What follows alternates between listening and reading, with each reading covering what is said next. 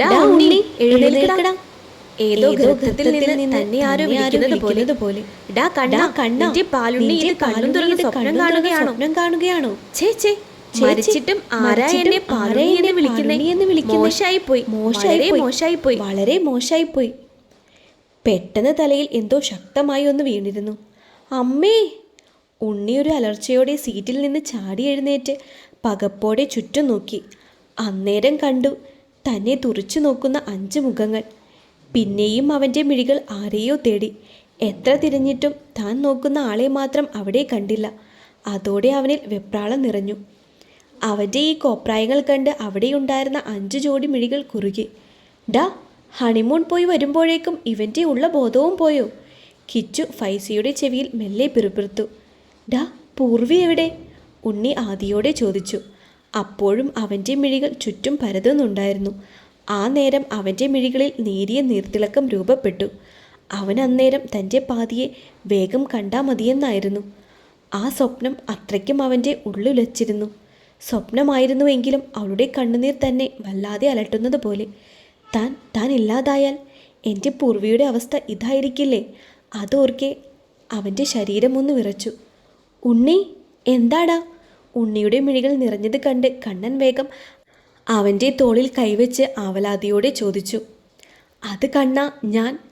ഉണ്ണി എന്ത് പറയണമെന്നറിയാതെ കുഴങ്ങി. അപ്പോഴും വണ്ടിയിൽ ചെറിയ ശബ്ദത്തിൽ പാട്ട് കേൾക്കാമായിരുന്നു. ഒടുവിലെ യാത്രയ്ക്കായിന്ന് പ്രിയജനമേ ഞാൻ പോകുന്നു, മെഴുതിരിയേന്തും മാലാക മരണരഥത്തിൽ വന്നെത്തി. അതും കൂടി കേട്ടപ്പോൾ ഉണ്ണിയുടെ ടെമ്പർ തെറ്റി. ഡാ, ആ പാട്ടൊന്ന് ഓഫ് ചെയ്യടാ. ഉണ്ണി കിച്ചുവിന് നേരെ അലറി. ഓ, ഈ പാട്ടിൻ്റെ എഫക്റ്റ് മനുഷ്യന്മാരെ കൊക്കയിലേക്ക് തള്ളിയിട്ട് കൊല്ലുക വരെ ചെയ്തല്ലോ ദൈവമേ, ഉണ്ണി മനസ്സിലോർത്തു. അത് കേട്ടപാടെ കിച്ചു ഓടിപ്പോയി പാട്ട് ഓഫ് ചെയ്തിരുന്നു. നിനക്കെന്താ ഉണ്ണി, വയ്യേ? കണ്ണൻ്റെ ചോദ്യമാണ് ഉണ്ണിയെ ബോധത്തിലേക്ക് കൊണ്ടുവന്നത്. ഏയ്, ഒന്നുമില്ലടാ. നമ്മളിപ്പോൾ എവിടെ എത്തി? വിഷയം മാറ്റാനെന്നോണം അവൻ ചോദിച്ചു. നമ്മളിപ്പോൾ കയറിയ സ്ഥലത്ത് തന്നെ എത്തിച്ചേർന്നിട്ടുണ്ട്. പെണ്ണുങ്ങളൊക്കെ വണ്ടിക്ക് പുറത്തിറങ്ങി ഞങ്ങളെ വെയിറ്റ് ചെയ്ത് നിൽക്കുന്നുണ്ട്. ഫൈസിയായിരുന്നു അത് പറഞ്ഞത്. അപ്പോഴാണ് ഉണ്ണിക്ക് നാട്ടിലെത്തിയെന്നുള്ള കാര്യം പോലും മനസ്സിലായത്. ഡാ, എന്നാ ഞാൻ ഇറങ്ങുക. എനിക്ക് ബാത്റൂമിൽ പോകാൻ മുട്ടിയിട്ട് പാടില്ല. വീട്ടിൽ ചെന്നിട്ട് വേണം കാര്യം സാധിക്കാൻ. അതും പറഞ്ഞ് കിച്ചു വേഗം വണ്ടിയിൽ നിന്ന് വെപ്രാളപ്പെട്ടിറങ്ങി. ആ സമയം തന്നെ എല്ലാവരും മൂക്ക് കൈകളാൽ പൊത്തിപ്പിടിച്ചിരുന്നു. കള്ള നാറി, ഇവിടം നാറ്റിച്ചു. അതും പറഞ്ഞ് ഫൈസി വേഗം മൂക്കും പൊത്തി വണ്ടിയിൽ നിന്നും ഇറങ്ങിയിരുന്നു. അവൻ്റെ പിറകെ തന്നെ മറ്റുള്ളവരും. കിച്ചു അപ്പോഴേക്കും അവിടെ നിന്ന് സ്ഥലം കാലിയാക്കിയിരുന്നു. ഉണ്ണി ഇറങ്ങിയപ്പോൾ തന്നെ ആദ്യം തിരഞ്ഞത് പൂർവിയായിരുന്നു. പക്ഷേ നിരാശയായിരുന്നു ഫലം. അവിടെ പൂർവി ഒഴിച്ച് ബാക്കി എല്ലാവരും ഉണ്ടായിരുന്നു. പാറു, പൂർവി എവിടെ? ഉണ്ണി പാർവിനോടായി തിരക്കി. ഉണ്ണിയേട്ടാ, അവൾ ഇറങ്ങിയപ്പോൾ തന്നെ ഇവിടെ നിൽക്കാതെ വീട്ടിലേക്ക് പോയല്ലോ. അവർ നാട്ടിലെത്തുമ്പോഴേക്കും ഏകദേശം നേരം വെളുത്തിരുന്നു. ഉണ്ണി അതിനൊന്ന് നിരാശയോടെ മൂളി. അപ്പോഴേക്കും കണ്ണനും ഫൈസിയും ഡ്രൈവറുടെ കാശൊക്കെ സെറ്റിൽ ചെയ്ത് വന്നിരുന്നു. എന്നാൽ ഞങ്ങൾ പോകുവാടാ. വൈകിട്ട് നമുക്ക് ഗ്രൗണ്ടിൽ വെച്ച് കാണാം. അതും പറഞ്ഞ് മറ്റുള്ളവരും അവിടെ നിന്ന് പിരിഞ്ഞു പോയപ്പോൾ കണ്ണനും പാറുവും ഉണ്ണിയും മാത്രം ബാക്കിയായി. വാടാ, പോകാം. അവിടെ അച്ഛനും അമ്മയും കാത്തു നിൽപ്പുണ്ടാകും. കണ്ണൻ അതും പറഞ്ഞ് പാറുവിനെ ചേർത്ത് പിടിച്ച് മുന്നോട്ട് നടന്നു. അത് കാണെ ഉണ്ണിക്ക് തന്നിലെന്തോ ശൂന്യത അനുഭവപ്പെട്ടു. അവന് വീണ്ടും താൻ കണ്ട സ്വപ്നം മിഴിവോടെ തെളിഞ്ഞു വന്നു. അതോടെ അവൻ്റെ നടത്തത്തിൻ്റെ വേഗത കൂടി. അവൻ വീടിൻ്റെ ഗേറ്റ് എത്തിയപ്പോൾ തന്നെ കണ്ട കാഴ്ച ശിവനും യശോദയും ചേർന്ന് പൂച്ചെടികൾ നട്ടുപിടിപ്പിക്കുന്ന രംഗമാണ്. അത് കാണെ ഉണ്ണിയുടെ മനസ്സിലേക്ക് സ്വപ്നത്തിൽ പൂർവി പൂച്ചെടി നട്ടുപിടിപ്പിച്ച രംഗമാണ് കടന്നു വന്നത്. അതവനിൽ വല്ലാത്ത അസ്വസ്ഥതയുണ്ടാക്കി. ദൈവമേ, എല്ലാം വിപരീതമായിട്ടാണല്ലോ നടക്കുന്നേ. ഇതിനൊക്കെ അർത്ഥം എന്താ? ചിലപ്പോൾ പൂർവി എന്നെ വിട്ടു പോകുമെന്നാണെങ്കിലോ? ഏയ്, അങ്ങനെ ആയിരിക്കില്ല. അവൻ്റെ മനസ്സിൽ വല്ലാത്ത പിടിവലി നടന്നു. ഷോ, നിങ്ങൾക്കൊരു ചെടിച്ചട്ടി പൊക്കാനുള്ള ആരോഗ്യം പോലുമില്ല. നിങ്ങളെ വെറുതെ കെട്ടി. യശോദയുടെ ശബ്ദമാണ് ഉണ്ണിയെ വീണ്ടും ഉണർത്തിയത്. അവരപ്പോഴും ഉണ്ണി വന്നത് കണ്ടിട്ടുണ്ടായിരുന്നില്ല. ശിവൻ അപ്പോൾ ഒരു വലിയ പൂച്ചട്ടി എടുക്കാൻ ശ്രമിക്കുകയായിരുന്നു. യശോദയുടെ പറച്ചിൽ കേട്ടപ്പോൾ ശിവൻ എടുത്തുയർത്തിയ പൂച്ചട്ടി അവിടെ തന്നെ ഒറ്റയിടലായിരുന്നു. എന്നിട്ട് യശോദയ്ക്ക് നേരെ തിരിഞ്ഞു. പിന്നെ എന്തിനാടി വെറുതെ എന്നെ കെട്ടിയത്? നിനക്ക് നിന്റെ കരാട്ടക്കാരൻ വസുവിനെ തന്നെ കെട്ടിയാൽ പോരായിരുന്നു? തലയിൽ കെട്ടിയ തൂർത്തഴിച്ചെടുത്ത് കുടഞ്ഞുകൊണ്ട് ശിവൻ യശോദയ്ക്ക് നേരെ ചീറി. ഇത് കേട്ടപ്പോൾ യശോദയുടെ മുഖം വീർത്തു വന്നു. ഞാൻ കെട്ടും മനുഷ്യ, അങ്ങേരിപ്പോഴും കല്യാണം കഴിക്കാതെ എന്നെയും കാത്ത് നിൽക്കുക. അങ്ങേര് വന്ന് വിളിച്ചാൽ ഞാൻ ഇറങ്ങിപ്പോകും. ശിവന് നേരെ മുഖം കൂട്ടിക്കൊണ്ട് യശോദ വീറോടെ പറഞ്ഞു. ഇത് കേട്ടപ്പോൾ ഉണ്ണി കണ്ണും തള്ളി നിന്നുപോയി. അപ്പോൾ അമ്മയാണോ വിട്ടുപോകാൻ പോകുന്നത്? ഉണ്ണി മനസ്സിലോർത്തു. ഉണ്ണി അപ്പോഴും കണ്ട സ്വപ്നം ആരുടെയെങ്കിലും തലയിൽ വെച്ച് കെട്ടി സമാധാനം കണ്ടെത്താൻ നോക്കുമായിരുന്നു. നീ പോവൂടി. അതും പറഞ്ഞ് ശിവൻ ചളിയുള്ള കയ്യാൽ യശോദയുടെ ഇടുപ്പിൽ പിടിച്ച് തന്നിലേക്ക് വലിച്ചടുപ്പിച്ചിരുന്നു. യശോദ ഞെട്ടിക്കൊണ്ട് ശിവനെ നോക്കി. അയ്യോ, ഞങ്ങളൊന്നും കണ്ടില്ലേ? പാറുവിൻ്റെയും കണ്ണൻ്റെയും ശബ്ദം അവിടെ ഉയർന്നു. അയ്യോ മക്കൾ. അതും പറഞ്ഞ് യശോദ മുഖത്ത് വന്ന നാണം മറച്ചുകൊണ്ട് ശിവനെ തള്ളി മാറ്റി. പക്ഷേ ശിവൻ്റെ മുഖത്ത് ഒട്ടും ചമ്മലുണ്ടായിരുന്നില്ല. അയാൾ ഇരുവരെയും നോക്കി പുച്ഛിച്ചു. എൻ്റെ പൊന്നച്ഛ, വന്ന് വന്ന് പുറത്തു നിന്ന് റൊമാൻസായോ? നാട്ടുകാർ കണ്ടാൽ എന്താ വിചാരിക്കുക? കണ്ണൻ തമാശ രൂപേണ പറഞ്ഞു. ഉണ്ണി അപ്പോഴും നോക്കി നിൽക്കുകയായിരുന്നു അവരുടെ സ്നേഹപ്രകടനം. അവൻ്റെ ഉള്ളിൽ പൂർവിയുമൊത്തുള്ള നിമിഷങ്ങൾ കടന്നു വന്നു. പക്ഷേ അതിലൊന്നും അവളെ ചേർത്ത് പിടിക്കുന്ന രംഗം കടന്നു വന്നില്ല. അതോർക്കെ അവൻ്റെ ഹൃദയമിടിപ്പ് കൂടി. എൻ്റെ ഭാര്യയെ ചേർത്ത് പിടിക്കുന്നതിന് ഞാനെന്തിന് മറ്റുള്ളവരെ നോക്കണം? എന്നെ വിശ്വസിച്ച് ഈ കൈകൾ പിടിച്ചിറങ്ങി വന്നവളാണ് നിങ്ങളുടെ അമ്മ. ആ അവളെ എൻ്റെ ആത്മാവ് ഈ ലോകം വിട്ട് പോകുമ്പോഴും ഈ കൈകൾ ചേർത്ത് പിടിച്ചുകൊണ്ടേ പോകൂ. ശിവൻ ഒരു പുഞ്ചിരിയോടെ അതും പറഞ്ഞ് യശോദയെ തന്നിലേക്ക് അടുപ്പിച്ചു. ആഹാ, അങ്ങനെ നിങ്ങളെ തനിച്ച് വിടാൻ ഞാനും സമ്മതിക്കില്ല മനുഷ്യ. യശോദ കണ്ണുകൾ തുടച്ചുകൊണ്ട് പറഞ്ഞു. ഇത് കാണെ ഉണ്ണിയും കണ്ണനും പാഞ്ഞു ചെന്ന് അവരെ കെട്ടിപ്പിടിച്ചിരുന്നു. അവരെ നോക്കി പുഞ്ചിരിയോടെ നിൽക്കുന്ന പാറുവിനെയും ശിവൻ മിഴികളാൽ ക്ഷണിച്ചിരുന്നു. അത് കാണേണ്ട താമസം പാറുവും അവരോടൊപ്പം ചേർന്നിരുന്നു. ആ നേരം ഉണ്ണിക്ക് പൂർവിയും അവരുടെ ഒപ്പം വേണമെന്ന് തോന്നി. അതേ നിമിഷം തന്നെ ഉണ്ണിക്ക് താൻ എത്രത്തോളം പൂർവിയെ അകറ്റി നിർത്തി എന്ന ചിന്ത അവനിൽ വന്നു തുടങ്ങിയിരുന്നു. ഉണ്ണി താഴെയൊന്നും പൂർവിയെ കാണാതെ വന്നപ്പോൾ അവൻ്റെ റൂമിലേക്ക് ചെന്നു. അവനറിയാമായിരുന്നു അവിടെയൊന്നുമില്ലെങ്കിൽ അവൾ റൂമിൽ തന്നെയാകുമെന്ന്. റൂമിൻ്റെ വാതിൽ തുറന്നപ്പോൾ തന്നെ കണ്ടു ബെഡിൽ കമിഴ്ന്നു കിടക്കുന്നവളെ. അത് കാണെ അവനിൽ നേരിയ പുഞ്ചിരി വിതർന്നു. അവൻ വേഗം വാതിലും അടച്ച് അവളുടെ അടുത്ത് ചെന്നിരുന്നു. അവൾ അറിയുന്നുണ്ടായിരുന്നു അവൻ റൂമിലേക്ക് വന്നതും വാതിൽ അടയ്ക്കുന്നതുമൊക്കെ. അവൻ്റെ സാമീപ്യം തൻ്റെ തൊട്ടരികിൽ അറിഞ്ഞപ്പോൾ തന്നെ അവൾ ചാടി എഴുന്നേറ്റു. പൂർവിയുടെ പെട്ടെന്നുള്ള പ്രവൃത്തിയിൽ ഉണ്ണി തന്നെ ഞെട്ടിപ്പോയിരുന്നു. പൂർവി അവനെ ഒന്ന് നോക്കുക പോലും ചെയ്യാതെ അവിടെ നിന്ന് എഴുന്നേറ്റ് പോകാനൊരുങ്ങി. അപ്പോഴേക്കും അവളുടെ കൈകളിൽ ഉണ്ണിയുടെ പിടി വീണിരുന്നു. എവിടെ പോവാ? അതിന് പൂർവിയിൽ നിന്ന് ദേഷ്യത്തോടെയുള്ള നോട്ടമാണ് അവന് കിട്ടിയത്. അവളുടെ കലങ്ങിയ കണ്ണുകളും ദേഷ്യത്താൽ ചുവന്നു കയറിയ മുഖവും കാണെ ഉണ്ണി അറിയാതെ അവളിലുള്ള പിടിവിട്ടിരുന്നു. പിടിവിട്ട നിമിഷം തന്നെ അവൾ വാതിലും തുറന്ന് പുറത്തേക്ക് പോയിരുന്നു. എൻ്റെ ദേവിയെ, സ്വപ്നം റൂട്ട് മാറിയാണല്ലോ പോകുന്നേ. ഉണ്ണി മേലോട്ട് നോക്കി സ്വയം പറഞ്ഞു. പിന്നീട് എപ്പോഴോ അവിടെ തന്നെ കിടന്ന് മയങ്ങിപ്പോയിരുന്നു അവൻ. വൈകിട്ട് ഉണ്ണി ഫ്രഷായി താഴേക്ക് വന്നപ്പോൾ ഹാളിലൊന്നും ആരെയും കണ്ടില്ല. അവൻ എല്ലായിടത്തും ഒന്ന് നോക്കി കിച്ചണിലേക്ക് നടന്നു. ഇവിടെയുള്ളവരൊക്കെ എവിടെ പോയി? കിച്ചണിലും അവരെ കാണാതെ വന്നപ്പോൾ ഉണ്ണി സ്വയം പറഞ്ഞു. അപ്പോഴാണ് പിന്നാമ്പുറത്ത് നിന്ന് യശോദയുടെ ശബ്ദം കേട്ടത്. അതോടെ ഉണ്ണി അവിടേക്ക് വെച്ച് പിടിച്ചു. അവിടെ എത്തിയപ്പോൾ കാണുന്ന കാഴ്ച, പിറകുവശത്തേക്കിറങ്ങുന്ന മുകളിലത്തെ സ്റ്റെപ്പിലിരുന്നു കൊണ്ട് തൊട്ട് താഴത്തെ സ്റ്റെപ്പിലിരിക്കുന്ന യശോദയുടെ തല നോക്കി കൊടുക്കുന്ന പൂർവിയാണ്. അത് കാണെ അവനിലൊരു പുഞ്ചിരി വിരിഞ്ഞു. അവരുടെ തൊട്ടു മുന്നിൽ തന്നെ പാറുവും കണ്ണനും ഇരിക്കുന്നുണ്ട്. അവർ അവിടെ ഇരുന്ന് എന്തോ കുറിക്കുകയാണ്. ഒരു കയ്യിൽ കട്ടനുമുണ്ട്. ഉണ്ണിയും അവിടേക്ക് ചെന്ന് പൂർവിയുടെ അടുത്തായി ഇരുന്നു.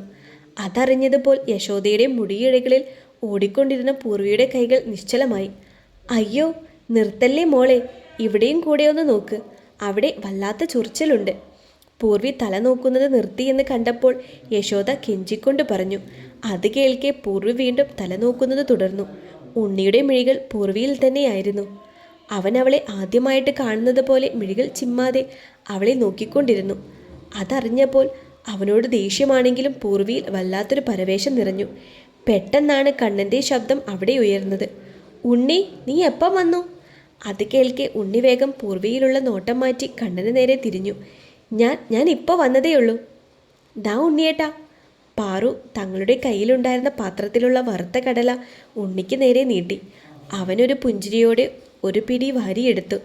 അമ്മേ, അച്ഛൻ എവിടെ പോയി? കാണുന്നില്ലല്ലോ. ഉണ്ണി കടല കുറിച്ചുകൊണ്ട് ചോദിച്ചു. ആ, എനിക്കറിയില്ല, ഞാനിപ്പോൾ വരാമെന്ന് പറഞ്ഞിട്ട് പോയതാ, യശോദ കൈമലർത്തിക്കൊണ്ട് പറഞ്ഞു. സംസാരത്തിനിടയിൽ ഉണ്ണി തൻ്റെ കയ്യിലിരുന്ന കടലയിൽ നിന്ന് കുറച്ചെടുത്ത് പൂർവിക്ക് നേരെ നീട്ടി. പക്ഷേ പൂർവി അത് വാങ്ങുക പോയിട്ട് നോക്കിയതുപോലുമില്ല. ഉണ്ണി നിരാശയോടെ കൈകൾ പിൻവലിച്ചു. അവൻ്റെ മുഖത്തെ നിരാശ അവനെ നോക്കിയില്ലെങ്കിലും പൂർവി അറിയുന്നുണ്ടായിരുന്നു. അവളുടെ ഉള്ളിൽ ചെറുനോവ് അനുഭവപ്പെട്ടെങ്കിലും അവൻ തന്നോട് കാണിച്ച ഓരോ അവഗണനയും ഓർക്കെ അവളിൽ വീണ്ടും സങ്കടവും ദേഷ്യവും നിറഞ്ഞു. ആ വാശിക്ക് അവനെ അവഗണിച്ചുകൊണ്ട് അവൾ കണ്ണനോടും പൂർവിയോടും വാ തോരാതെ സംസാരിക്കാൻ തുടങ്ങി. കണ്ണേട്ടാ, കിച്ചുവേട്ടൻ എന്താ കല്യാണം കഴിക്കാത്തേ? ബാക്കിയുള്ളവരുടേതൊക്കെ കഴിഞ്ഞല്ലോ, പൂർവി കാര്യം പോലെ ചോദിച്ചു. ഇവളെന്തിനാ എല്ലാം കണ്ണനോട് ചോദിക്കുന്നേ? ഞാനിവിടെ ഇല്ലേ, എന്നോട് ചോദിച്ചാൽ പറയില്ലേ? ഉണ്ണി സ്വയം പിറുപിറുത്തു. ഓ അതോ, പെണ്ണ് കെട്ടൽ ഒരു മഹാ ദുരന്തമാണെന്നാണ് അവൻ്റെ വാദം. അവൻ പറഞ്ഞതിലും കാര്യമില്ലാതില്ല എന്ന് എനിക്കിപ്പോൾ തോന്നുന്നുണ്ട്, കണ്ണൻ പാറുവിനെ ഇടം കണ്ണിട്ട് നോക്കി പറഞ്ഞു. അത് കേട്ടപ്പോൾ പാറുവിൻ്റെ മുഖം കുത്തി വീർത്തു. ആ പറഞ്ഞതിനോട് ഞാനും യോജിക്കുന്നു മോനെ. നീണ്ട 10-30 വർഷമായി ആ ദുരന്തം ഞാനും അറിഞ്ഞുകൊണ്ടിരിക്കുക. എവിടെ നിന്നോ കയറി വന്ന ശിവനും അതിനെ ഏറ്റുപിടിച്ചു. അപ്പോൾ വീർത്തത് യശോദയുടെ മുഖമാണ്. അതിനെ ശിവൻ പുച്ഛിച്ചു തള്ളി. യശോദയും തിരിച്ചു പുച്ഛിച്ചുകൊണ്ട് കണ്ണന് നേരെ തിരിഞ്ഞു. ഡാ മോനെ, നീ തന്നെ ഇത് പറയണം. ഏത് സമയവും എൻ്റെ മോളെ മണപ്പിച്ച് നടക്കുന്ന നീ തന്നെ ഇത് പറയണം. ഇത് കേട്ട് കണ്ണൻ മരത്തീന്ന് വീണ പോലെയുള്ള ഇളിയിളിച്ചുകൊണ്ട് എല്ലാവരെയും നോക്കി. പാറു അവൻ നോക്കുന്നത് കണ്ടപ്പോൾ തന്നെ ചുണ്ടുകൂട്ടിക്കൊണ്ട് മുഖം തിരിച്ചിരുന്നു. പിന്നെ നിങ്ങൾക്കുള്ളത് ഞാൻ വെച്ചിട്ടുണ്ട്. യശോദേ, ചായ ചോറ് എന്നും പറഞ്ഞ് എൻ്റെ അടുത്തോട്ട് വാ. അപ്പോൾ കാണാം ദുരന്തമാണോ മഹാമാരിയാണോന്ന്. ഇത് കേട്ട് ശിവൻ ഞെട്ടിക്കൊണ്ട് കണ്ണനെയും ഉണ്ണിയെയും നോക്കി. അവർ ഇരുവരും നമ്മളില്ലേ എന്ന് പറഞ്ഞ് കൈയൊഴിഞ്ഞു. വാ മക്കളെ, ഇനി ഇവരോടൊപ്പമുള്ള സുനാമി നമുക്ക് വേണ്ട. അതും പറഞ്ഞ് യശോദയുടെ അടുത്തിരിക്കുന്ന പൂർവിയെയും പാറുവിനെയും പിടിച്ചുകൊണ്ട് അകത്തേക്ക് കയറിപ്പോയി. ഇപ്പോൾ ഞെട്ടിയത് കണ്ണനും ഉണ്ണിയുമാണ്. അവർ ഇരുവരും അച്ഛന് നേരെ തിരിഞ്ഞു. അച്ഛനിപ്പോൾ സമാധാനമായല്ലോ, കണ്ണൻ ശിവന് നേരെ ചീറി. ഞാനെന്ത് ചെയ്തു? നീ പറഞ്ഞത് തന്നെയല്ലേ ഞാനും പറഞ്ഞേ, ശിവൻ പെട്ടതുപോലെ പറഞ്ഞു. ദേ അച്ഛ, ഞങ്ങൾ പറയുന്നത് പോലെയാണോ അച്ഛൻ പറയുന്നത്? പാവം എൻ്റെ അമ്മ. ഉണ്ണിയും മുഖത്ത് വിഷമം വരുത്തിക്കൊണ്ട് പറഞ്ഞു. അച്ഛ, കാര്യമൊക്കെ കാര്യം. എൻ്റെ ഭാര്യയെ അമ്മ വിട്ടു തന്നില്ലേ ഇവിടെ ചോരപ്പുഴ ഒഴുകും, കണ്ണൻ കൈകൊണ്ട് ആക്ഷൻ ഇട്ടുകൊണ്ട് പറഞ്ഞു. മോനെ കണ്ണാ, അച്ഛനാടാ, ശിവൻ അറിയാതെ പറഞ്ഞു പോയി. അച്ഛൻ അറിയാലോ, അമ്മ പിണങ്ങിയ അന്ന് പട്ടിണിയാന്ന്. എനിക്ക് വയ്യ പട്ടിണി കിടക്കാൻ. അച്ഛൻ ചെന്ന് വേഗം അമ്മയുടെ പിണക്കം മാറ്റ്, ഉണ്ണി ശിവനെ നോക്കി ദയനീയമായി പറഞ്ഞു. അത് തന്നെയാ എനിക്കും പറയാനുള്ളൂ. അച്ഛൻ വരുത്തിവെച്ച പ്രശ്നം അച്ഛൻ തന്നെ പറഞ്ഞു തീർക്കണം, കണ്ണനും ഒരു ദയവുമില്ലാതെ പറഞ്ഞു. എന്നാ നിങ്ങളും വാ, നമുക്ക് ഒരുമിച്ച് പറഞ്ഞു തീർക്കാം. ശിവൻ പ്രതീക്ഷയോടെ ഇരുവരെയും നോക്കി. അയ്യോ, ഞങ്ങളില്ലേ, അമ്മയ്ക്ക് ദേഷ്യം വന്നാൽ ആരാണെന്നൊന്നുമില്ല. നീ വാടാ ഉണ്ണി, നമുക്ക് നമ്മുടെ കെട്ടിയോൾമാരെ എങ്ങനെ മയക്കിയെടുക്കാമെന്ന് നോക്കാം. അതും പറഞ്ഞ് കണ്ണൻ ഉണ്ണിയെയും കൂട്ടി അകത്തേക്ക് നടന്നു. ഒന്നും വേണ്ടായിരുന്നു, ശിവൻ സ്വയം തലയിൽ കൈവച്ചു പറഞ്ഞുപോയി. മണിക്കൂറുകൾക്ക് ശേഷം പൂർവിയെ തനിച്ച് കിട്ടാൻ അവസരം നോക്കി നടക്കുകയായിരുന്നു ഉണ്ണി. എന്നാലും അവളുടെ മുഖത്തിനെന്താ ഇതുവരെ ഇല്ലാത്ത കനം പോലെ. അതിന് മാത്രം ഞാനൊന്നും ചെയ്തില്ലല്ലോ. അപ്പോഴും അവൻ അറിയുന്നുണ്ടായിരുന്നില്ല, അല്ലെങ്കിൽ അറിയാൻ ശ്രമിച്ചില്ല താൻ ഇതുപോലെയാണ് അവളെ അകറ്റി നിർത്തിയതെന്ന കാര്യം. ഉണ്ണി ആലോചനയോടെ തെക്ക് വടക്ക് നടക്കുന്നേരമാണ് റൂമിലേക്ക് പൂർവി വരും പോലെ തോന്നിയത്. അതറിഞ്ഞപ്പോൾ ഉണ്ണിയുടെ കണ്ണുകൾ വിടർന്നു. അവൾ വരുന്നുണ്ടല്ലോ, എന്തായാലും കുറച്ച് സമയം അവളെ ഇവിടെ പിടിച്ചിരുത്തണം. അപ്പോഴേക്കും പൂർവി അവിടേക്ക് കയറി വന്നിരുന്നു. പൂർവി അവനെ ശ്രദ്ധിക്കാതെ ബെഡിന് താഴെ ഒരു മൂലയിൽ വെച്ചിരുന്ന അവർ ഊട്ടിയിൽ പോയപ്പോൾ എടുത്ത ബാഗ് വലിച്ചെടുത്ത് ബെഡിന് മുകളിൽ വെച്ച് അവർ അവിടെ നിന്ന് വാങ്ങിയതും ഇവിടെ നിന്ന് കൊണ്ടുപോയതുമൊക്കെ പുറത്ത് വെച്ചു. ആ, ഇതൊക്കെ താൻ ഇതുവരെ എടുത്തു വെച്ചില്ലായിരുന്നോ? സംസാരത്തിന് തുടക്കമെന്നോണം ഉണ്ണി ചോദിച്ചു. പൂർവി അതിനെ അവനെ നോക്കാതെ തന്നെ ഒന്ന് മൂളിക്കൊണ്ട് ഓരോന്നായി കബോർഡിൽ എടുത്തു വയ്ക്കാൻ തുടങ്ങി. അപ്പോഴും അവൻ്റെ നോട്ടം അവളിൽ തന്നെയായിരുന്നു. പൂർവി അവൻ നോക്കുന്നത് ശ്രദ്ധിക്കാതെ ഓരോന്നും എടുത്തു വെച്ചുകൊണ്ടിരുന്നു. അവനും കരുതി അവളുടെ ജോലി കഴിഞ്ഞ് സാവധാനം സംസാരിക്കാമെന്ന്. പൂർവി എല്ലാം അടക്കിപ്പെറുക്കി വെച്ചതിന് ശേഷം അവിടെ നിന്ന് പോവാനൊരുങ്ങി. അതറിഞ്ഞപ്പോൾ ഏതോ ഒരു ഉൾപ്രേരണയിൽ ഉണ്ണി അവളെ വലിച്ച് നെഞ്ചിലേക്കിട്ടിരുന്നു. അവൾ പിടപ്പോടെ അവനെ നോക്കി. അവൻ്റെ നോട്ടവും അവളിൽ തന്നെയാണെന്ന് കണ്ടപ്പോൾ അവൾ വേഗം നോട്ടം തെറ്റിച്ചുകൊണ്ട് അവൻ്റെ കൈകൾ വിടിയിക്കാൻ ശ്രമിച്ചു. അതറിഞ്ഞപ്പോൾ അവൻ്റെ കൈകൾ ഒന്നും കൂടി അവളിൽ മുറുകി. വിട്, എനിക്ക് പോണം. അത് കേട്ടപ്പോൾ അവനിൽ കുസൃതി നിറഞ്ഞു. എവിടേക്ക് പോകാൻ? ഞാൻ ഇവിടെയല്ലേ ഉള്ളത്. അപ്പോൾ നീ എൻ്റെ കൂടെയല്ലേ വേണ്ടത്. അത് കേട്ടപ്പോൾ പൂർവിക്ക് നാണത്തിന് പകരം ദേഷ്യമാണ് വന്നത്. അവൾ ഊക്കോടെ അവൻ്റെ നെഞ്ചിൽ കൈവച്ച് തള്ളി. അതോടെ അവളിലുള്ള അവൻ്റെ പിടി അഴിഞ്ഞിരുന്നു. ഓ, അപ്പോൾ ഉണ്ണിയേട്ടന് അതൊക്കെ അറിയാം. അപ്പോൾ ഇത്രയും നാൾ എന്നെ അറിഞ്ഞുകൊണ്ട് അകറ്റി നിർത്തിയതാണല്ലേ.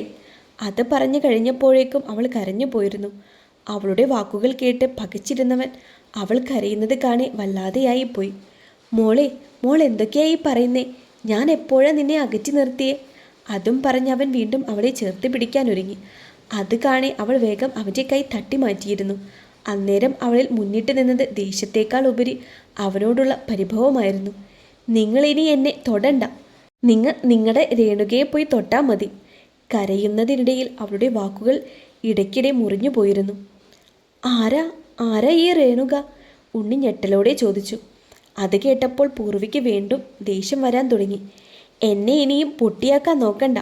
ഉണ്ണിയേട്ടൻ തന്നെയാ എന്നോട് പറഞ്ഞത് ഉണ്ണിയേട്ടൻ്റെ ആദ്യ പ്രണയം രേണുകയാണെന്ന്. അത് കേട്ടപ്പോൾ ഉണ്ണി ഞെട്ടി. ദൈവമേ, വടി കൊടുത്ത് അടിവാങ്ങിയതുപോലെ ആയല്ലോ എൻ്റെ അവസ്ഥ. മോളെ, അത് ഞാൻ വെറുതെ പറഞ്ഞതാ. ഉണ്ണി വേഗം അവളെ തിരുത്താൻ ശ്രമിച്ചു.